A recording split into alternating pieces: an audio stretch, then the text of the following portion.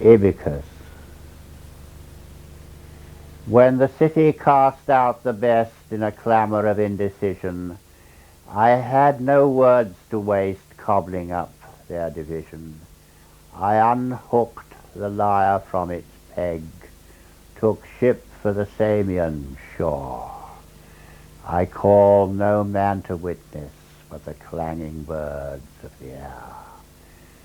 The quince tree garden is shattered, the vine shoots fail in spring, down from the Thracian mountains on fire with the lightning, love comes like a blackguard wind.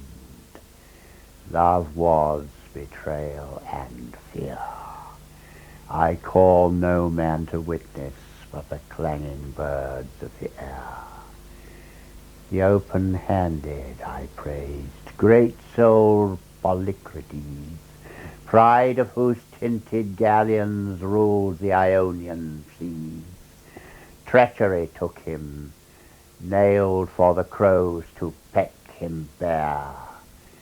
I call no man to witness but the clanging birds of the air. Twilight, a narrow place, armed men blocking the road. Gold glisters on my finger, in chevron high overhead the southward journeying cranes. What Erinyes are here? I call no man to witness but the clanging birds of the air.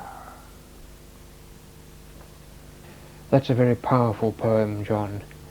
And yet, I must confess that I'm, like many people, very ignorant of the classical landscape, the classical world. Could you explain a little about who Ibycus was, please?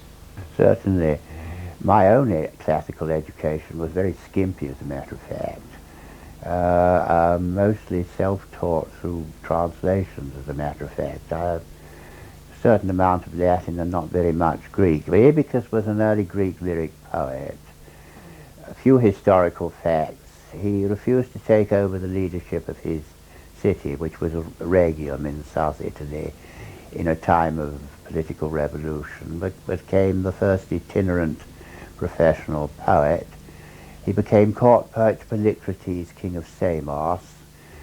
Polycrates suffered a terrible fate.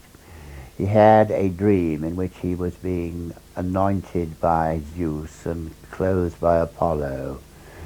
It looked like a good omen, but in fact it prophesied that he would be washed by the rain and scorched by the sun, because he was lured onto the Asian mainland by a Persian satrap who had him crucified. The story of the death of Ibycus, which I think is really a folk tale, is that he was killed by robbers, and as he lay dying he called on the cranes flying overhead to avenge him.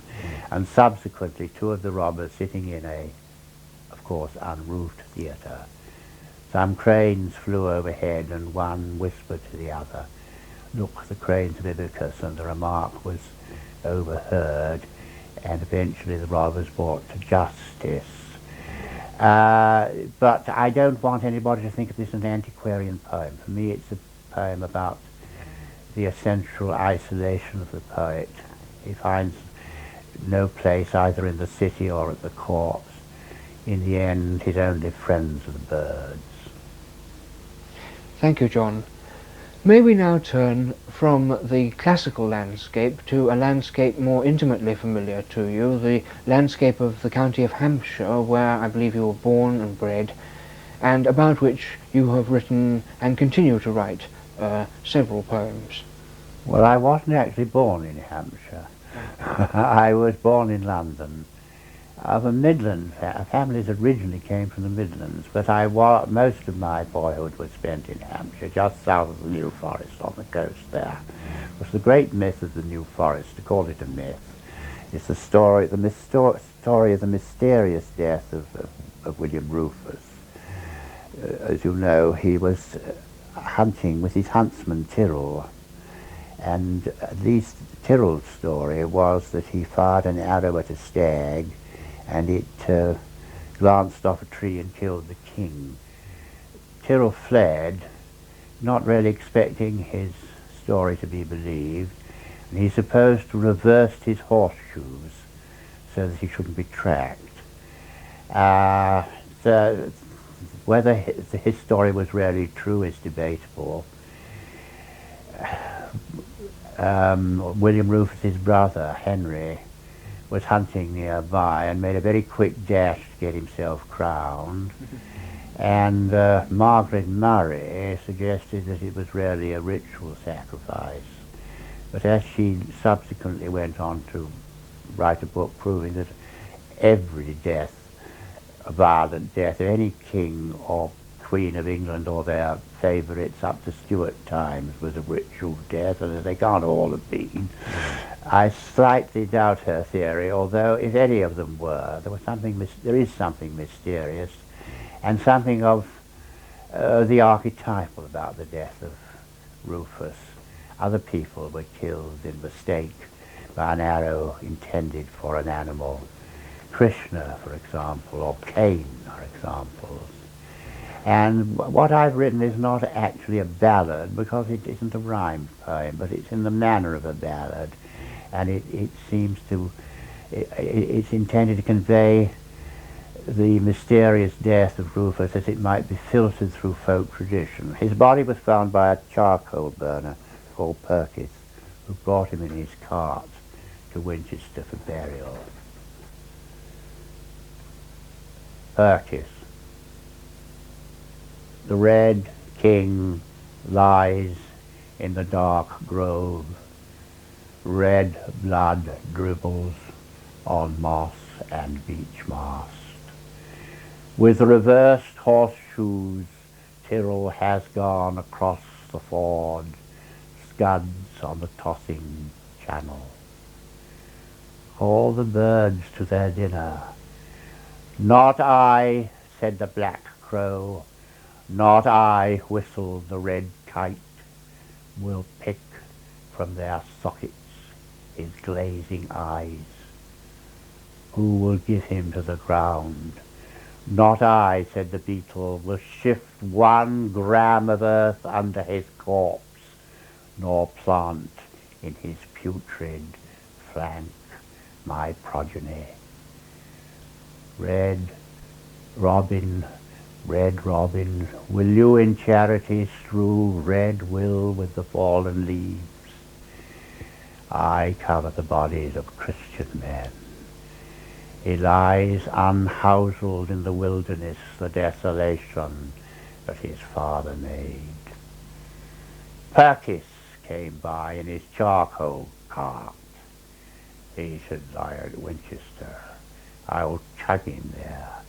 Cannons and courtiers perhaps may tip me a shilling or so for the charcoal burner. Perkis trundled through the town gates. And coals, he cried, coals, coals, coals, coals, charcoal, dry sticks for the burning. Thank you, John. I wonder, can you now tell us something about the tradition of robins covering the bodies of unburied men? Yes, the robin is always regarded in England as something of a sacred bird. It's perhaps the reason why they're tame in England. The continental robin isn't tame. It's unlucky to kill a robin. I was taught that as a boy.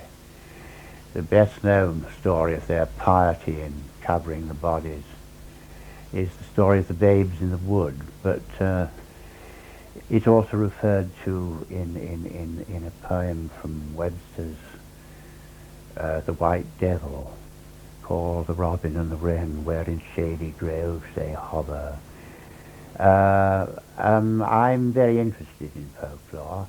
I've got a poem which will appear, I hope, in a book I'm now planning, which refers to this. It's also what I call a piece of useful verse, because it explains the difference, which is a cause of some puzzlement, between an English robin and an American robin. There are, in fact, two quite distinct and different species of birds. I think the poem is quite fun.